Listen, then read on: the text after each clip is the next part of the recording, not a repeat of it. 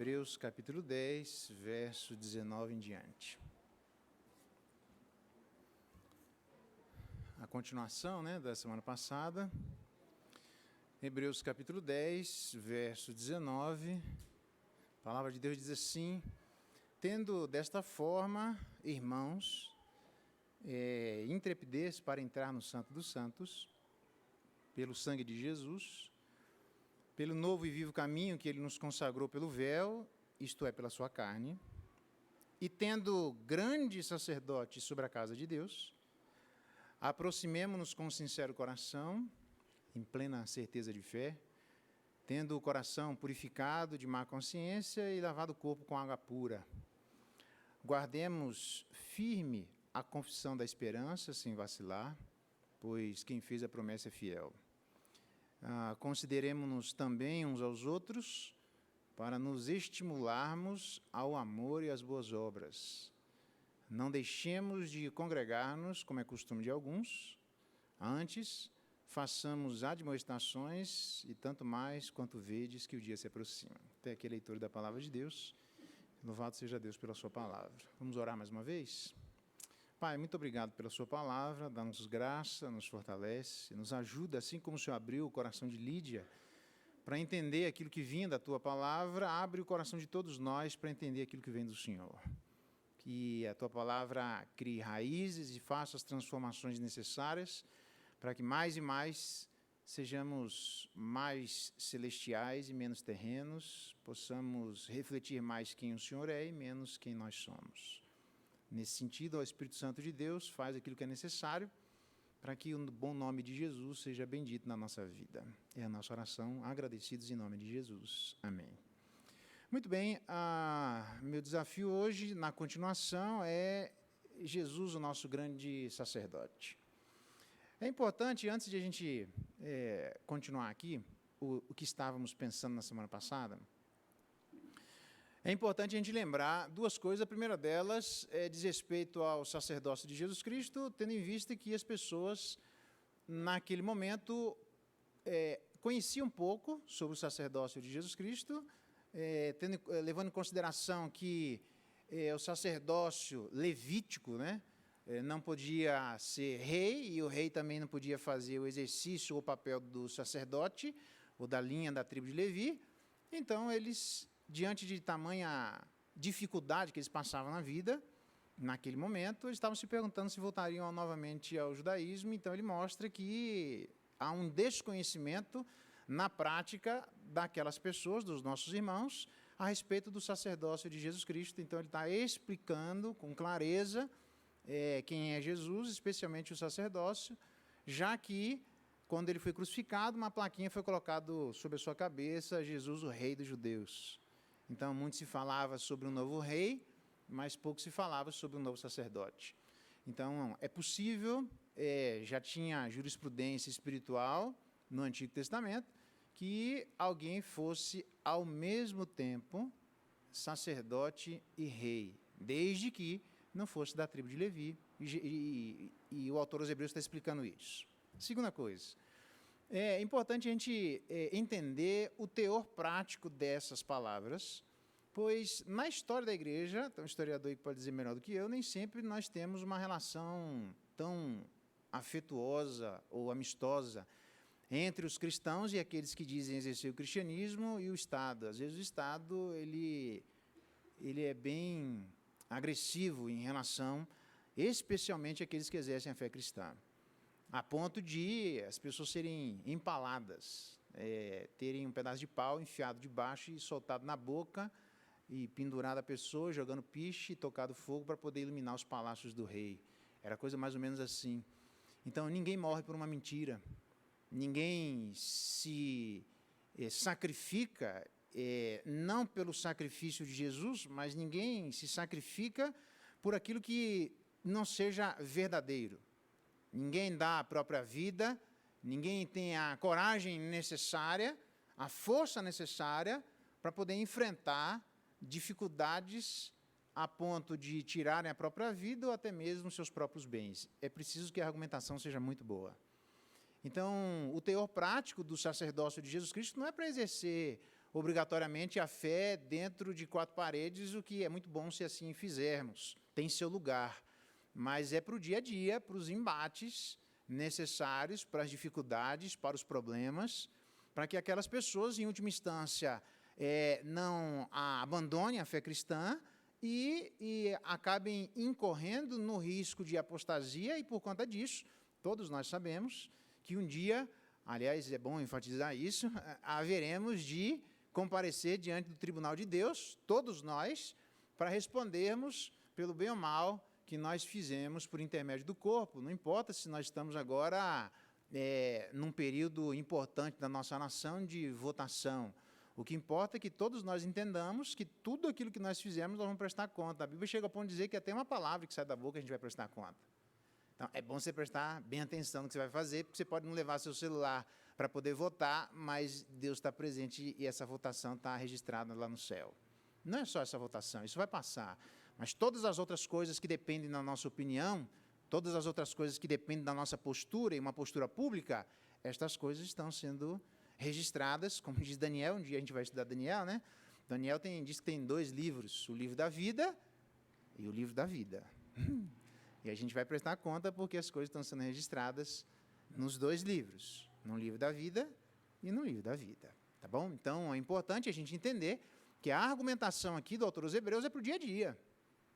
É uma argumentação que serve para a nossa vida diária. É uma argumentação que vai dar subsídio forte o suficiente para enfrentarmos coisas, às vezes, das quais exigirão de nós determinadas perdas ou determinadas percas. Vão exigir posturas da nossa vida que trarão, humanamente falando, prejuízos. Prejuízos, às vezes, materiais, prejuízos, às vezes, de saúde, físicos, mas certamente não são maiores do que eventuais prejuízos espirituais. Porque a hora que a gente chegar diante do trono de Deus, que Ele chamar cada um de nós, não tem volta. O que não adianta chegar lá e dizer, mas não tem volta. O que foi, foi. Então, a argumentação precisa ser muito boa para poder ajudar as pessoas a enfrentarem problemas de grande ordem e que certamente chegariam na vida de todas elas. Nem tem o nome das pessoas, como às vezes a gente não sabe o nome de um monte de gente. Mas o problema bate na nossa porta e a gente precisa saber o que fazer quando ele bate. Ok? Então, para a gente saber o que fazer, nada como ter Jesus como nosso sacerdote, tendo em vista que o sacerdote é aquele que nos levava até Deus, exatamente. Isso é muito importante. Na fé cristã, é muito importante entender que Jesus Cristo não é só rei, é sacerdote. Ele ainda é sacerdote. Ele continua exercendo o sacerdócio. Ele nunca mais vai deixar de ser sacerdote. Nós precisamos de Jesus Cristo eternamente. Não é chegar no céu, acabou todo mundo de férias e vamos jogar ping-pong o resto da vida. Não, não é. Ele continua sendo sacerdote. Ainda tem outras coisas para nós fazermos quando chegarmos no céu. Há outros aprendizados que nós precisamos ter. Agora, só nós precisamos aprender para chegar lá. Quando chegar lá, meu amigo, tem muito chão. A caminhada é grande, né? Mas, graças a Deus, é uma caminhada de maneira absolutamente diferente. Então, ele fala aqui de Jesus no verso 21, tendo grande sacerdote sobre a casa de Deus. Anteriormente falando, nós vimos lá no verso 16, essa é a aliança que farei com eles. Uma promessa de Jeremias que ele está dizendo que havia sido cumprida.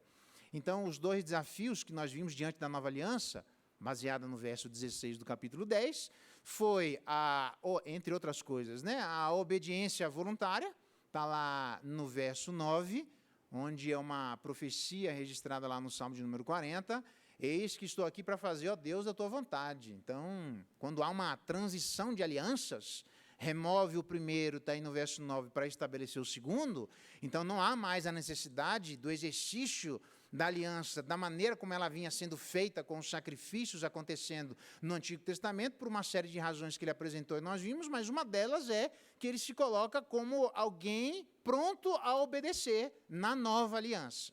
Então, um dos desafios é o desafio da obediência. Eu mostrei isso várias vezes, isso não é um desafio novo. Está lá registrado no Antigo Testamento, por exemplo, não te comprases em sacrifícios, do contrário, ele daria. Mas, nem de holocaustos, os sacrifícios agradáveis são um espírito quebrantado, um coração compungido e contrito. Às vezes falta isso. tem muita carne de porco e de animal e pouco coração quebrantado diante de Deus, a ponto de ser registrado palavras como lá no livro de Provérbios, de sabedoria, lá no capítulo 29, aquele que muitas vezes repreendido, endurece a cerviz, será quebrantado de repente sem que haja cura. Olha só. Por quê? Porque tinha gente lá que oferecia um monte de sacrifício, mas o coração parece que não mudava absolutamente nada. O camarada se esqueceu das coisas internas das quais o cristianismo diz. Ele deve atingir, não são práticas exclusivamente externas. As práticas externas precisam ser frutos e reflexos de corações quebrantados diante de Deus. Ele coloca Davi, mas ele coloca Saul, tantos outros, né? Mas Saul, por exemplo, um camarada meio duro, bem diferente de Davi, quando no auge que Deus mandou exterminar todo mundo, Saul, para variar, não exterminou todo mundo. E achou que era melhor que Deus para determinar o que fazer. Quando os camaradas estão chegando, ele diz assim, vem, que barulho é esse? Não, eu separei o melhor dos escravos. Deus não mandou você fazer isso, mandou matar todo mundo. Quem é você para dizer quem é melhor? Deus tirou por conta disso o reino de Saul e deu para Davi alguém melhor. Olha que curioso. Ele tentou estabelecer quem é o melhor e Deus diz assim, quem diz que é o melhor sou eu, e o melhor não é você, agora eu vou dar para outro melhor do que você, para você aprender.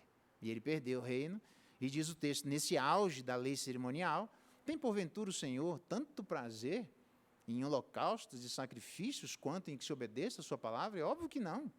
E ele diz, eis que obedecer, que diz o texto lá no hebraico, a palavra é, eis que o ouvir é melhor que o sacrificar. Obediência no Antigo Testamento é ouvir.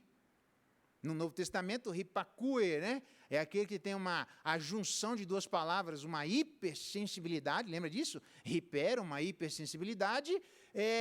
Aquele que tem uma hipersensibilidade é aquele que é traduzido no Novo Testamento de obediente. Uma hipersensibilidade para ouvir, duas palavras no grego. Então, no Novo Testamento é aquele que tem uma hipersensibilidade para ouvir, no Antigo Testamento é aquele que ouve. Aquele que ouve é traduzido por aquele que obedece. Ouvir é melhor do que sacrificar e atender melhor que a gordura de carneiros. Deus nunca quis a gordura de carneiros sendo contraditório, ou fazendo contraste, ou em detrimento de um coração distante diante de Deus. Práticas externas, embora as pessoas obedecessem às práticas externas necessárias e obrigatórias para chegar, enquanto o tempo da transição ainda não havia acontecido, que agora aconteceu com Jesus Cristo, no Novo Testamento, enquanto isso não aconteceu, nem essas práticas Deus está dizendo, eu não quero essas práticas. Se elas virem fazendo contradição com corações que não me ouvem, corações endurecidos. Então, é possível se existir pessoas que são práticas por fora e impraticáveis por dentro. Ixi, não é de hoje. Saul é um deles, mas tem um monte de gente assim, não é de hoje. Né? Eu fico imaginando que nos dias de hoje talvez não seja diferente. Então, vir na igreja é muito bom, a gente vai ver. Não dá tempo hoje, tem muito assunto, eu vou dividir em dois, tá? Fica tranquilo aí, senão a gente vai sair daqui meia-noite. Então, divide em dois ali, mas não deixar de congregar, tarará. Veja que ele fala isso numa circunstância de hostilidade, numa circunstância onde todos teriam todas as razões do mundo para não se exporem publicamente, onde elas juntas estariam no mesmo lugar, seriam alvos absolutamente fáceis do Estado que, eventualmente, de uma maneira hostil, quisessem tocar mão e eliminar a vida daquelas pessoas. Para que eu vou dar bandeira? Para que eu vou dar a minha vida com facilidade para o Estado? Vai na igreja? É melhor não, porque desse jeito o Estado tem mais dificuldade de tocar em mim. Os caras tinham todos os argumentos para não irem. Nessa circunstância que nós estamos muito longe, graças a Deus, pelo menos na atualidade, de passarmos, nessa circunstância onde que está em jogo vida e morte, circunstância onde você sabia que ia para a igreja e não sabia se voltava, circunstância que você saía jantado e não sabia quando é que ia comer de novo, porque você poderia ser preso pelo Estado e deixado a pão em água. Nessa circunstância ele diz, não deixe de congregar como é costume de alguns. Vai vendo. Deixar de congregar não é coisa de pouca monta. Deixar de congregar não é coisa para satisfazer ego de ninguém. Deixar de congregar é uma razão muito simples. Primeiro, porque Deus é que está chamando o povo para adorá-lo. E esse é o objetivo da nossa vida. Sem isso não tem vida, irmãos. Sem isso não tem objetivo de vida. Sem isso não tem significado. Sem isso não tem propósito. Sem isso nós não temos absolutamente nada diante de Deus. Porque é Ele quem dá significado para a nossa história. É Ele que é o dono de todas as coisas. É Ele que é o dono da nossa vida. É Ele quem diz até onde vai e até onde não vai. É Ele que diz até onde gasta e até onde não gasta. É Ele quem diz como devemos nos tratar. Então, sem Deus, nós perdemos completamente o referencial da nossa vida. Então, essa é a razão porque nós vimos aqui na igreja. Não é para simplesmente satisfazermos os egos alheios. É para que tenhamos, literalmente, o nosso GPS espiritual recalculado. E não façamos insensatez, como aquele camarada que diz, agora eu vou gastar minha vida, vou gastar os meus bens, e ele diz, pois é, Deus vai te chamar agora, e louco, você tem preparado diante de Deus para quê? Assim, aquele que não tem tesouros diante de Deus. Você é maluco de fazer sua vida desse jeito? Você está doido de achar que você tem que simplesmente colocar dinheiro na sua conta bancária? Você imaginou mesmo que a sua vida se limitava única e exclusivamente a ter um crédito na sua conta que daria liberdade para você viajar onde quiser? Deus vai lhe chamar, você vai prestar conta por aquilo que você fez, você é pobre diante de Deus, e o que é que você vai fazer com todo esse dinheiro? Vai dar uma de Faraó, enterrar junto? Nós não levamos nada. Fisicamente não, mas as nossas obras nos acompanham, como diria Apocalipse, capítulo 14, verso 13. Então, a gente precisa ter o nosso GPS recalculado. Há muitas razões para nós estarmos juntos, irmãos. Espero que a gente não entenda jamais que essa razão seja para encher o coração do ser humano e não para encher o nosso próprio coração, dando Deus derramando do céu gotas celestiais de verdade e bondade que todos nós precisamos. E a segunda coisa que minimamente a gente entende é que onde é que eu vou ouvir isso? Onde é que eu vou ouvir claramente a voz de Deus? Onde é que alguém vai me ensinar se não for na igreja? Você vai mesmo na fila do banco pedir para alguém dizer para você o que é a verdade? Como pessoas que me perguntaram já nas minhas andanças por aí, o que é verdade e o que é que nós precisamos fazer para identificar a verdade. Nem vou dizer qual era a prática dessas pessoas, mas não era na igreja. Nós somos privilegiados, porque continuamente não só nos derramamos diante de Deus, mas Deus bondosamente derrama gotas do céu para dizer, ó, o caminho é por aqui, ilumina a nossa escuridão, dizendo, é por lá. Agora imagina quando a gente não está. A gente é que perde, irmãos. A gente é que se torna obscurecido. A gente é que perde o nosso referencial. É a gente que passa a não saber o que fazer. É a gente que começa a agir como éramos no tempo da nossa ignorância. Passamos a pensar como os gentios pensam. Os nossos valores vão se tornando absolutamente equivocados. A gente perde aquilo que só Deus pode nos dar. Então, ninguém está aqui para poder encher o coração do outro. A gente está aqui para ser enchido por Deus. Nos derramar diante de Deus e ser enchido por Deus. Isso é muito importante. Bom, tem 1 milhão de outras coisas que eu vou falar depois, né? Esse aqui é a sua introdução, mas vamos para o nosso ponto aqui. Porque o meu caminho, é por isso que eu dividi em dois, é Jesus, o nosso sacerdote, ser extremamente prático. Se você não entender a praticidade disso, a gente ainda não entendeu o que é o cristianismo. Porque Jesus vai virar, mais ou menos, como é para muitos, um símbolo, sei lá, de algum tipo de material feito por nós, colocado em algum lugar da nossa casa, achando mesmo que durante a noite, como um voodoo santo, vai sair alguma energia lá que vai contaminar, não vai acontecer nada disso, irmão. Jesus está dentro do nosso coração, daqueles que são crentes. Vamos ver o que ele fala se nós somos o sacerdote, se ele é o nosso sacerdote, tá bom? Então, dividido em dois, tendo essa consciência de que ele pede anteriormente para que sejamos literalmente obedientes, e também ele pede, como nós vimos no verso 11, que sejamos aperfeiçoados. No verso 10, nessa vontade que temos sido santificados. No verso 14, ele diz, como única oferta, aperfeiçoou. E eu demonstrei os aspectos, existem dois, né? A gente viu isso, um deles é o aspecto eterno e o outro o aspecto temporário, tá bom? Então, aperfeiçoamento significa dizer que se ele é nosso sacerdote, a gente tem que melhorar a cada dia. Se está piorando, tem algum defeito no sacerdote, não é? Você tem certeza absoluta. Sabe quando você vai fazer um pão, um bolo, e aí, sei lá, estraga? E aí você diz, algum ingrediente aqui que está estragado? Então, eu posso dizer que não é o fermento celestial. Sabe quando você vai fritar ovo com... Eu estou falando de comida que é para atiçar você. Né? Sabe qual é? Eu estou com fome. Sabe como é que é? Você vai fazer ovo com feijão, você vai, bate o ovo está podre, você fala, não, eu se estraguei aqui. Então, o ovo pode estar podre, mas se deixar a mente, não tem nada podre, irmão. Se a gente não melhorar, tem alguma coisa errada. Se Jesus é nosso sacerdote, a cada dia a gente tem que melhorar. Interessante, né? Então, pode proclamar aos 4 ventos, Jesus é sacerdote, ao mesmo tempo que hoje eu sou uma pessoa melhor. Se ele é sacerdote, é estranho, porque tem alguns que, em vez de fazer bé, faz mu, parece, né, estranho. Tem que ser ovelha, irmão. Ovelha tem que melhorar. Tem uma ilustração bem interessante, uma história de ovelhas, assim, tem 2 delas, né? Uma que o camarada está do lado e grita para as ovelhas, ninguém faz absolutamente, elas nem saem, nem levantar assim a cabeça, não levanta. Aí o verdadeiro pastor de ovelha mesmo, ele grita lá, a ovelha na hora vem, você pode gritar, chamar, até ponto turístico. As ovelhas nem ouvem, elas só ouvem a voz do pastor. E o que é interessante é que uma delas fugiu.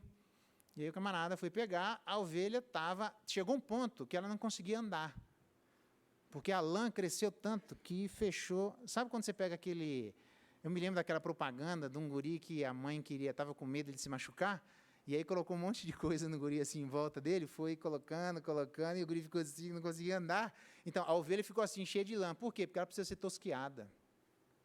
Não existe autotosquia, irmão. Tá, eu que corto meu cabelo, tá? Não parece, mas você descobriu agora, né? Mas se eu não falasse, você não ia acreditar. Ficou bonito, ficou lá, agora você gostou, né? Eu corto meu cabelo. Mas não dá para a gente tosquear espiritualmente. Sabe por quê? Porque vai ter determinadas coisas que vão doer. E a dor faz com que a gente não mexa naquilo. E aí o que vai acontecendo é que vai havendo uma inflamação que vai tomando conta da nossa vida e a gente morre de infecção espiritual. Então, alguém precisa tosquear a gente. Por isso que a ovelha precisa ser tosqueada. Interessante, né? Então, se você andar sozinho, você está com o seu couro negociado automaticamente. É só você comer, não dá trabalho para ninguém ficar lá, num quietinho sozinho, você vai morrer. Porque precisa ter alguém do seu lado para tirar a sua lã. Ok? Muito bem, isso é o aperfeiçoamento. Então, se ele é o nosso sacerdote, a primeira coisa que ele diz é, diante deste contexto de aperfeiçoamento, diante desse contexto de obediência voluntária, ele diz no verso 19, entre no Santo dos Santos. A gente sabe que era uma vez no ano, né? Aqui a palavra intrepidez, a gente já viu isso aqui, que é a palavra ou ousadia ou liberdade, eu prefiro a palavra liberdade. Então nós temos, graças a Jesus Cristo, a liberdade de entrar no Santo dos Santos. Para fazer o quê? Se a gente precisa ter obediência voluntária e não obediência, tipo, tem boi que tem, eu não sei como é que é o nome, eles têm um ferrinho assim, vai só... vai dando as ferroadas no boi assim para ele andar, porque ele não sai do lugar, sabe assim? Você vai dando ferroada. Tem gente que vai só na base da ferroada. É voluntária a obediência. Mas nem sempre nós temos a voluntariedade necessária para obedecermos. Ótimo motivo para a gente entrar no Santo dos Santos e dizer, Deus, me dá a voluntariedade que não tem dentro de mim. Você acha que Jesus Cristo, na caminhada dele em direção ao Calvário, que ele sabia que ia morrer, sabia que ia doer, sabia que a morte não é uma coisa bonita, sabia que ela não devia estar no nosso meio, e ele está indo em direção a ela, e ele vai, tem o seu ministério público, e para, e ora, e conversa diante de Deus, e fala para os discípulos, para um pouquinho aí, vamos orar, e diz, nem num momento tão importante como esse, que eu estou indo para a morte, vocês não podem, Senhor, se possível, passa de mim esse cara. É uma luta enorme para ter uma obediência voluntária. Obedecer já não é fácil. Ter voluntariedade na obediência é mais difícil. Se nós não temos a voluntariedade da obediência necessária para o exercício do nosso cristianismo, é uma boa razão para chegarmos no nosso Santo dos Santos e dizer, Deus, me dá o que eu não tenho. Porque às vezes a gente sabe o que tem que fazer, só não tem a coragem necessária para isso. Eu estou no mesmo barco, irmão, nós. Tem coisas que, lembra disso?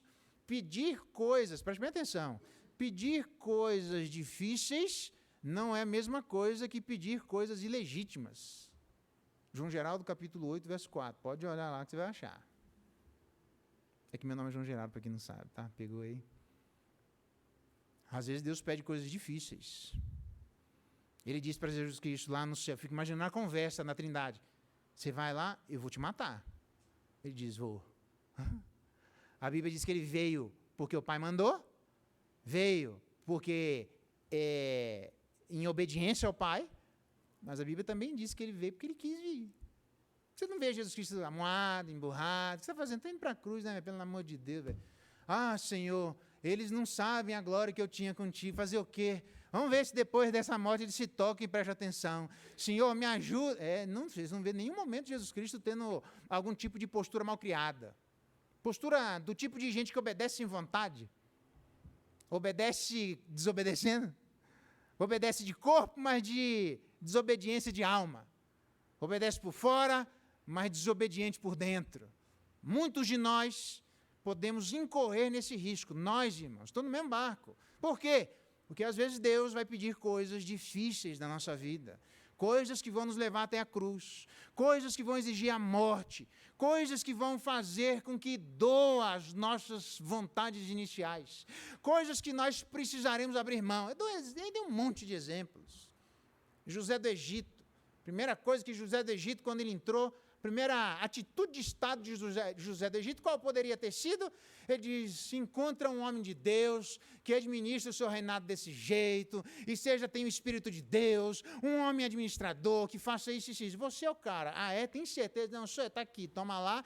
Só eu que não vou me ajoelhar, o resto todo mundo se ajoelha diante de você. E aí aquela cerimônia, José do Egito passando na frente de todo mundo ajoelhado. Eu estou de posse? Estou. Tenho autoridade? Tem. Então vem para cá. Primeira pessoa que eu quero conversar. Quem? Primeira pessoa, primeira atitude de estado de José do Egito deveria ter sido a mulher de Potifar. Sabe aquelazinha ali que me botou na cadeia? Não está vendo que eu sou homem de estado? Eu não sou homem de Deus? Então, pois agora é minha vez. Sabe meus irmãos lá que pisaram na bola comigo?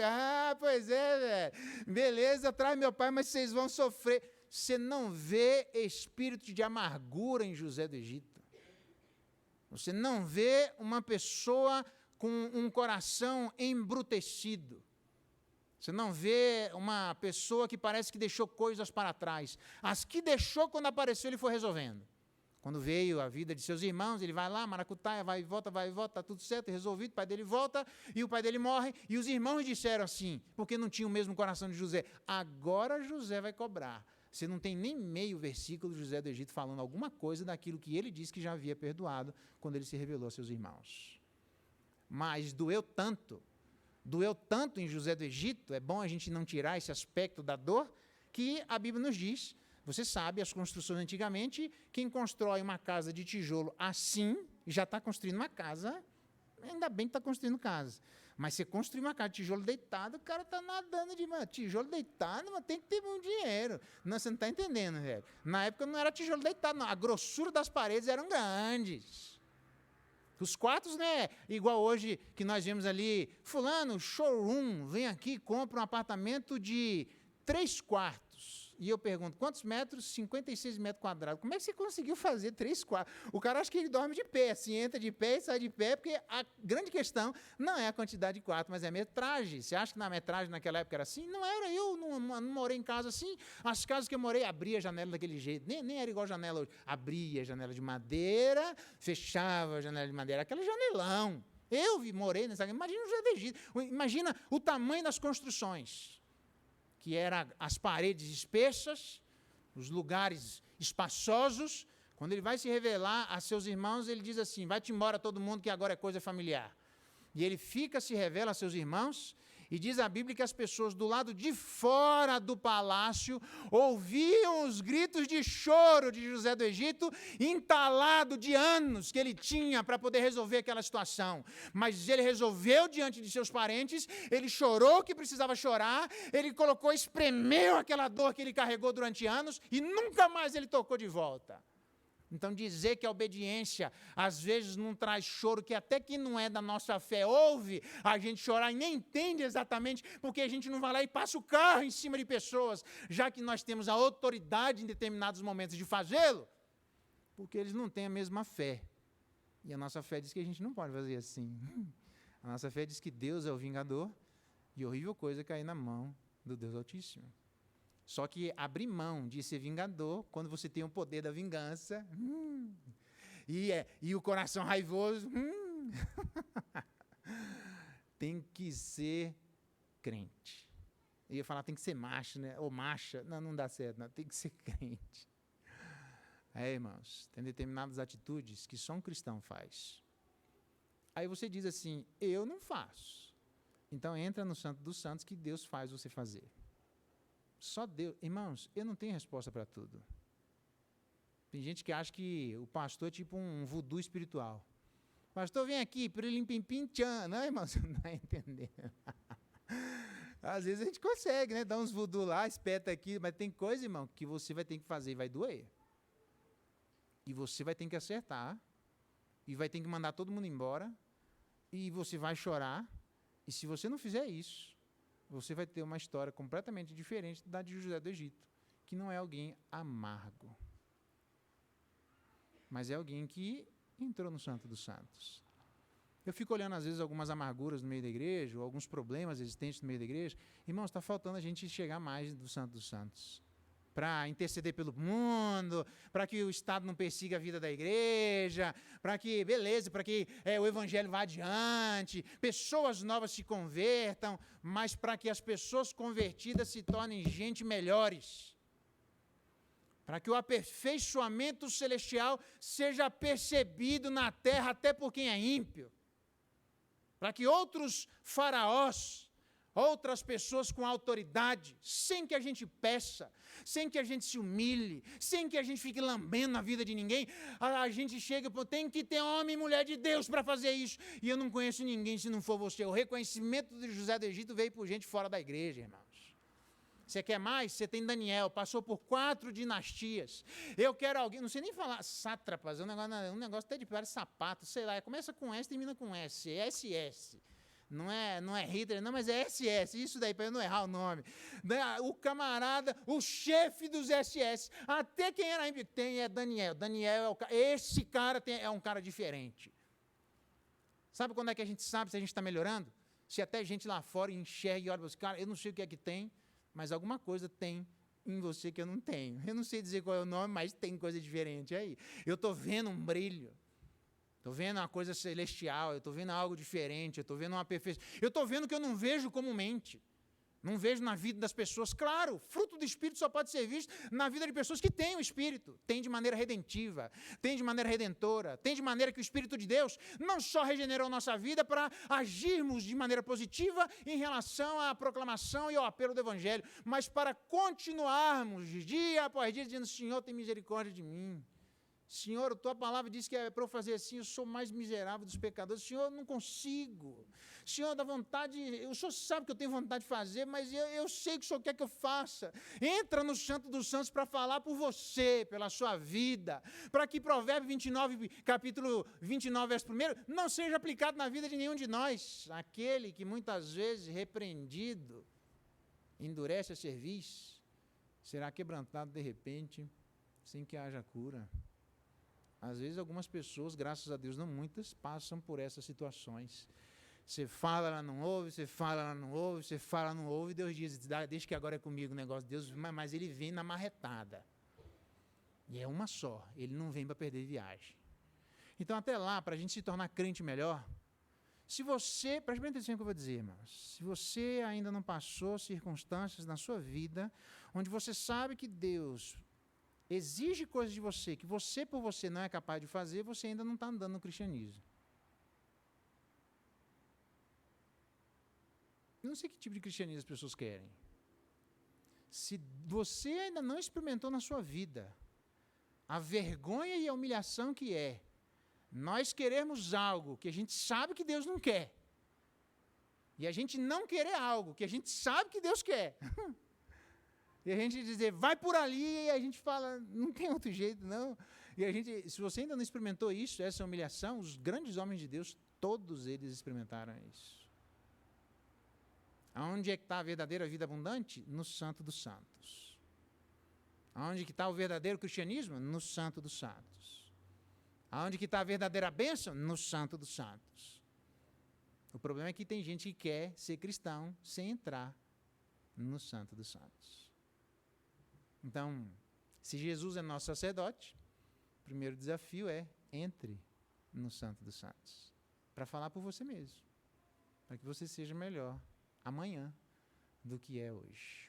Segunda coisa, não só entre, mas seja honesto. E só tem mais uma, tá? Eu vou resumir, fica tranquilo aí. Eu nem até me perdi aqui, que eu nem sei quanto tempo. Tinha um relógio aí. Quanto tempo passou aí? Alguém me diz aí se eu tenho 10 minutos de gordura? Seja honesto, diz aqui no verso 22, aproximemo-nos com sincero coração. A palavra sincero, nós sabemos aqui que não é a palavra tinchero, sincero, mas é a palavra leteia, verdade. Seja verdadeiro. Verdadeiro velho, na boa. Tem gente que é cheia. As pessoas chegavam diante de Cristo, deixa eu dizer dessa maneira. Muitos chegavam diante de Cristo com pegadinha. Deixa eu ver se eu faço essa pergunta, dependendo como é que ele responde, a gente vai por ali ou por aqui. Jesus Cristo conhecia no coração, tudo bem? Né? Aí, o que é isso? A hora. Isso quer dizer o quê? Eu não vi a hora que eu entrei? Que horas que eu comecei? Beleza, obrigado. Tem uma gordurinha que eu vou queimar a gordurinha rapidão aqui. Se você, então, os fariseus, né? A Bíblia diz que Jesus Cristo não se dava a conhecer, por quê? Porque ele sabia da maracutaia do coração dos caras, os caras cheios de ladainha dentro do coração, fazia perguntinha cheio de malícia na alma. Jesus diz assim, então vamos fazer o seguinte, responde a minha pergunta, se responder a minha, responda a sua. Aí eles disseram, se eu responder de Jesus assim vai dar assado, assim vai dar assado. Os dois eu vou errar, checkmate, não vou responder. Se não responde a mim, não responda a sua. E assim caminhava a vida, eles tentando andar cheio de maracutaia. Tem um monte de crente cheio de maracutaia no coração. Cheio, vários. Isso não é de hoje, nem vai ser de hoje. Espero que seja o mais rápido possível de ontem. Mas quando chegar diante de Deus, nós estamos falando que vê aquilo que nem a gente vê, irmãos. Aquele que não é igual Clark Kent, que tem um negócio de chumbo que ele não consegue. Nossa, e agora eu não consigo ver o coração. O que será que vai fazer? Quem poderá nos ajudar? Ninguém. Deus vê tudo através, até sonda o que ninguém consegue sondar. Às vezes ele demonstra para nós coisas que nem nós vemos. Então chegue com um coração verdadeiro diante de Deus, reconhecendo que nós não vamos fazer de Deus um voodoo espiritual, porque tem gente que acha isso, vai lá, bate um tambor espiritual, Deus, pim, faz assim para mim, e Deus diz, não faço não, porque quem manda sou eu. Então a gente vai chegar com a percepção de que Deus é Senhor e nós somos escravos. A gente vai chegar com a consciência de que não temos crédito nenhum diante desse Redentor. A gente vai chegar na consciência de que, assim como está, Ele precisa esticar o cajado até nós. Nós vamos chegar com a percepção de que nem sempre nós temos as melhores percepções da vida. Em relação a Ele mesmo. Para não ir muito longe, eu termino essa argumentação em relação a Ele, no Salmo 73, quando a Bíblia diz que é inútil eu levantar de manhã, é inútil eu conservar as mãos íntegras, o coração limpo, esse negócio de ser crente não vale mais nada, até que entrei no santuário de Deus e atinei com o fim, Senhor, que Tu os colocastes. Na verdade, ele mesmo vai entender, lá no final do Salmo 73, que ele era um ignorante, um animal, uma mula diante de Deus, porque a interpretação errada que ele fazia da vida era por causa da interpretação errada que ele tinha a respeito da identidade de Deus. Quando ele corrige quem é Deus no coração dele, ele percebe que as coisas que ele achava que iam acontecer, na verdade só aconteceriam se Deus fosse quem ele pensava que era.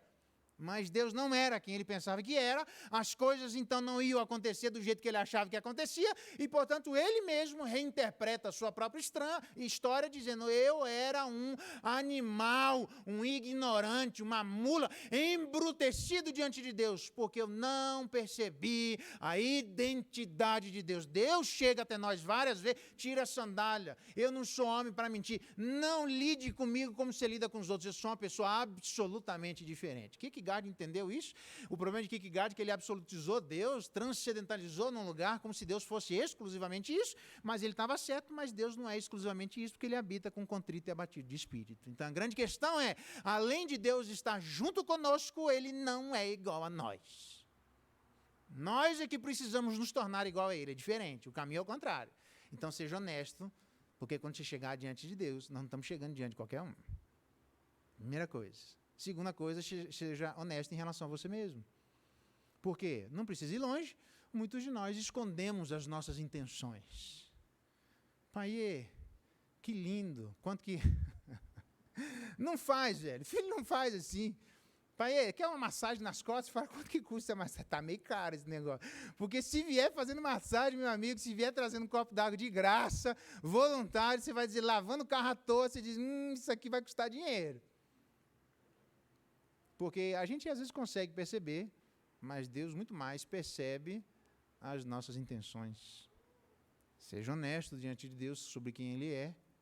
Seja honesto em relação a você. Tira a máscara, que nem precisa de colocar, porque Deus não é Clark Kent, que tem um chumbinho que Ele não pode entrar. Você pode colocar a máscara que Ele quiser, nunca vai ser suficiente para a gente se esconder diante de Deus. Então, já que não dá para se esconder, isso, Salmo 139, já que o Senhor está em todo lugar, as trevas e a luz são a mesma coisa, para onde eu vou o Senhor está, onde eu corro para lá no abismo o Senhor está, eu vou para longe o Senhor está, eu estou perto do Senhor está, o Senhor que me criou, e Deus diz, eu sei tudo isso, e de bom, já que não tem como esconder, então vamos ser abertos, vamos ser honestos, o que foi? Eu tenho raiva, sabe aqueles inimigos, eu quero que morra todo mundo, se eu puder eu mato aquela cambada, isso, ódio no coração, esse era o problema do Salmo 139, que diga-se de passagem, é o problema de muita gente dentro da igreja. Ódio no coração. Tem muita gente que as ações refletem ódio no coração. Como é possível andar diante de Deus com o coração embrutecido desse jeito? Não dá, irmãos. Então entra no Santo dos Santos de Deus. Foi mal, hein? E Deus diz, eu sei. Você não vai surpreender ele, fica tranquilo. Não, sério, eu não esperava isso de você. Deus nunca vai falar isso, fica tranquilo. Deus sabe de nós. Então, apenas você mesmo vai falar de você mesmo. Não, Senhor, estou perdendo tempo da minha vida, estou perdendo tempo da minha história. O único momento na história da humanidade, 5 de anos depois, é agora que nós temos a oportunidade de, num momento de tensão dentro de nós, porque não estamos completamente limpos, de mostrar as reais intenções do nosso coração, não lutando contra os outros, mas lutando contra nós mesmos. De tentar fazer aquilo que a gente sabe que a gente deve fazer. Eu conto essa história, porque é uma história pública, não tem importância, só vou contar só esse pedacinho, tá? Não precisa ser também pisar na minha cabeça, né? Mas eu lembro uma das primeiras dificuldades que a gente teve, né, nega? Aí, vamos fazer o seguinte, uma mesa que tinha lá, um na ponta, outro na outra, não se põe o sol sobre a vossa ilha, nós só vamos dormir a hora que a gente se acertar. Beleza. E aí, eu como cavalheiro, você pode pedir perdão primeiro as mulheres. Nessa brincadeira, velho, foi até 2, 3 horas da manhã, porque todo mundo queria ser gentil nessa hora. Mudar ninguém quer, irmãos. É vergonhoso. Voltar à nossa opinião é vergonhoso, mas é melhor ser vergonhoso do que a gente se tornar um perdido. Então, entre no Santo dos Santos, mas entre sendo honesto. Por último, eu digo aqui, entre com fé, em plena certeza de fé. Fé não faz criar absolutamente nada. Fé não é pensamento positivo, irmãos. Sabe essa ideia que muita gente tem de dizer, tenha fé, vai lá, fala bastante, se falar com força, acontece. Não acontece nada, irmão. As coisas não são desse jeito. Não é a fé que produz as coisas. A fé reconhece o mundo como ele é. Nós temos exemplo de gente no Antigo Testamento, e o camarada estava apavorado. E aí ele disse, Senhor, então o profeta, Deus, dá olhos para ele que ele não tem. E aí ele viu que maiores eram os que estavam com eles do que aqueles que estavam contra eles. Isso, ele viu que já estava lá. Ele não produziu aquele exército. Aquele exército não é como um sininho, que quanto mais a gente acredita, mais forte ela fica, e quanto menos a gente acredita, mais ela vai sumindo. Então as coisas no mundo vão deixando de acontecer, porque as pessoas estão deixando de acreditar. Não vai acontecer nada, irmão. O céu e o inferno vão continuar existindo, a gente acreditando ou não. A gente não produz a realidade. A fé só faz a gente sair de um estado de embrutecimento, de loucura, de estupidez, de insensatez, para reconhecer o mundo como ele é, reconhecer o nosso coração como precisa mudar, reconhecer como nós precisamos ser pessoas completamente diferentes, reconhecer que nós não temos a força necessária para isso, mas reconhecer que nós temos o Deus necessário que pode produzir aquilo que ninguém pode produzir. Fé não é aquele camarada que literalmente alguém paciente, que é alguém que não está nem aí, que pode o mundo acabar em barranco, que ele é uma pessoa absolutamente indiferente. Fé não é isso, irmãos. Paciência não é isso. É eu chegar diante de Deus incomodado, inquieto. É eu chegar diante de Deus querendo exercer vingança com as minhas mãos. querendo tocar naquilo que eu não posso tocar, e dizer diante de Deus, Deus, faz alguma coisa, olha para essa circunstância, dá uma olhada para isso, não dá desse jeito, Senhor, não estou gostando, Senhor, ele está errado, eu preciso mudar, Senhor, essa história está diferente, para onde que é o caminho? E Deus vai mostrando, Deus vai atingindo, e você vai abrindo mão de querer exercer coisas que não estão na nossa mão, porque Deus não deu autorização para cada um de nós. Isso é fé, deixar que Deus seja Deus e nós encontrarmos o nosso lugar de plenamente humanos, como Paulo diz, respeitando a esfera de atuação de Deus. Sabe qual é o problema de muita gente? Que a pessoa quer ser Deus. Por isso que faz o que não é para fazer. Mas nós não somos pessoas sem esperança. Por que o mundo vai ser diferente? Não diria lá, nem vou dizer o nome do cidadão, a única possibilidade, eu não vou dizer porque eu não tenho como dizer a referência agora, mas eu tenho, tá? A única possibilidade que existe para a minha percepção de mundo é a completa desesperança.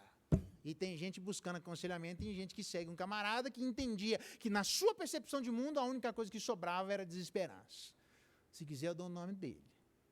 Tem 4 letras. Fica aí um negocinho para você pensar quando chegar em casa. Se a gente tem esperança, irmãos, salmista não, Isaías diz assim, não se porte como muita gente se porta.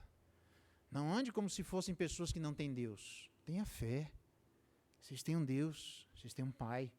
Vocês sabem que a história está sendo governada. Vocês sabem que isso aqui não é a casa da mãe Joana. Você sabe que as pessoas não fazem as coisas e literalmente vão acabar em pizza. Você sabe que a despeito de ser um monte de gente, as pessoas vão passar imperceptíveis diante de Deus. Não vão, irmãos. Aquela percepção lá que tinha de Ló, de dizer assim para os anjos, deixa a gente ir para Zoar. Afinal de contas, diferente de Sodoma e Gomorra, Zoar é pequena. Você acha que Deus vai olhar para a cidade de Zoar? Vai, esse é que é o problema. Porque não existe nenhum lugar na face da terra em que a gente chegue e Deus já não esteja lá. Então a gente tem que caminhar com fé. Fé na certeza de que se preciso for, ser testemunha, e se Deus precisar levar a sua vida, Ele leva, irmãos. Não é não trabalhar para evitar coisas que são evitáveis. É viver sabendo que tem determinadas coisas que são inevitáveis. Eu, tranquilamente, posso dizer, não é agora, que em tempos, Deus dá uma coxada na igreja, que tem muita gente que parece mais ímpio do que crente, porque as ações não dizem de pessoas que confiam em Deus. Pessoas que têm fé, na certeza de que o coração pode estar limpo, pode estar em paz. E alguém dizia assim, pastor, e se eu morrer? Irmãos, você vai morrer. A única coisa que talvez seja antes que você pense. Mas a gente vai morrer, você não está entendendo? Então, ande como alguém que tem pai. Ande como alguém que tem Deus. Ande como alguém que tem um Senhor. Ande como alguém que sabe que a história tem uma direção. Ande entendendo que tem um juiz. Ande entendendo que ele é insubornável. Ande entendendo que as coisas não acabam em pizza. Ande entendendo que até as nossas palavras e os pensamentos ainda não pensados, mas quando forem, Deus já o conhece absolutamente todo. E tudo, absolutamente tudo, ainda que não forem externalizados, são histórias diante de Deus. Por isso que ele diz, aquele que olhar para uma mulher com intenção impura já pecou. Ele não fez nada, nem tocou na mulher. Já pecou por quê? Porque pecados são as coisas que estão dentro de nós, na alma, encalacrados na nossa vida. Apenas alguns de nós terão a oportunidade de externalizar aquilo que está encalacrado. Mas se você não tiver a oportunidade, o pecado está lá dentro. Porque se fosse assim, nós não somos assim. Pensariam que quando nós nascemos nós não temos pecado nenhum. Isso é de uma ideia muito estranha. Por isso é que a gente deve andar com fé, dizendo, Deus, obrigado pela oportunidade, obrigado pelo dinheiro, obrigado pela oportunidade de testemunhar, a coisa está difícil, mas o Senhor está governando, o Senhor abre os meus olhos para onde eu devo ir, é para lá eu vou, o Senhor fechou a porta, eu não vou, e se morrer, eu quero morrer firme, quero morrer fiel, quero viver como alguém que viveu diante de Deus, quero viver como se fosse Enoque, que morreu com 300 e poucos anos, e termino dizendo que o pai e o filho viveram 900 e poucos anos. E o mundo depois de Enoque quase acabou. Mas a Bíblia não diz que o pai e o filho de Enoque andaram com Deus. A Bíblia diz que Enoque andou com Deus. Só que ele viveu 1/3 da vida de seu pai e de sua mãe. Longevidade é bom, mas viver com Deus é melhor. Tem muita gente querendo viver muito, para nada. Não queira viver muito, irmãos. Só queira viver todos os dias do jeito de Enoque, com Deus. E alguém que vive com Deus é alguém de fé. Alguém pode olhar para você e dizer que você é uma pessoa de fé? Ou alguém olha para você e diz, vamos segurar em barranco, nós vamos morrer. Abraça aqui, igual os discípulos, quando diz, entra, que o texto foi lido, nós vamos entrar do outro lado. E os caras dizem, nós vamos morrer. E Jesus diz, por que vocês estão assim, homens de pequena fé? Eu estou junto com vocês. Eu já dei evidências para vocês. Jamais vocês deveriam ter se portado dessa maneira. É por isso que Jesus quis dar um pito na vida daqueles caras. Por quê? Porque eles estão andando como pessoas sem fé. Então, talvez um bom pedido para nós, para entrarmos no Santo dos Santos, é fazer o que aquele pai tinha diante de um endemoniado, dizendo, acredita em mim que vai dar certo. E ele diz assim, Senhor, me ajuda na minha falta de fé. Talvez seja a noite para a gente se chegar diante de Deus e dizer, Deus, eu até sei qual é o caminho, mas caraca, está difícil de acreditar, mas o Senhor é o doador da vida. 2 vezes. Coloca a fé, faz ela crescer, faz eu virar um gigante, uma giganta, alguém que as pessoas podem dizer, vem cá, o que tem diferente em Daniel? O que tem diferente em José? O que tem diferente em Davi? O que tem diferente no 2 Pedro? O que tem diferente no 2 Jó? 2 palavrinhas que eu espero em Deus que tenha na nossa vida. Chama-se fé. Entre no Santo dos Santos, seja honesto e peça fé. É um bom pedido, é um bom argumento, se Jesus é de fato o nosso grande sumo sacerdote. Vamos ficar de pé, vamos orar, pedir que Deus nos dê graça. Tem mais coisa para aqueles que querem. O restante eu falo semana que vem. A gente precisa jantar, eu também. Nós estamos com fome. Vamos orar, pedir que Deus dê graça. Pai, obrigado pela tua palavra, louvado seja o teu nome. Obediência voluntária, aperfeiçoamento. Deus, que coisas maravilhosas, mas nem sempre fáceis. Que caminhos claros, mas nem sempre temos a coragem necessária. Obrigado, Jesus Cristo, o Senhor é nosso sacerdote. Obrigado porque nós podemos entrar a qualquer hora, sem esperar o cajado ser esticado, para, ó Pai, conversarmos contigo, no Santo dos Santos, na Tua presença. Só temos condições de encontrarmos com o Senhor, juiz de todas as coisas, se habitar no mesmo monte dos justos aperfeiçoados, aquele que nos aperfeiçoou. Obrigado, Jesus. É graças ao Senhor, como sendo nosso sacerdote, que nós temos a liberdade de nos encontrarmos a qualquer momento contigo, Pai.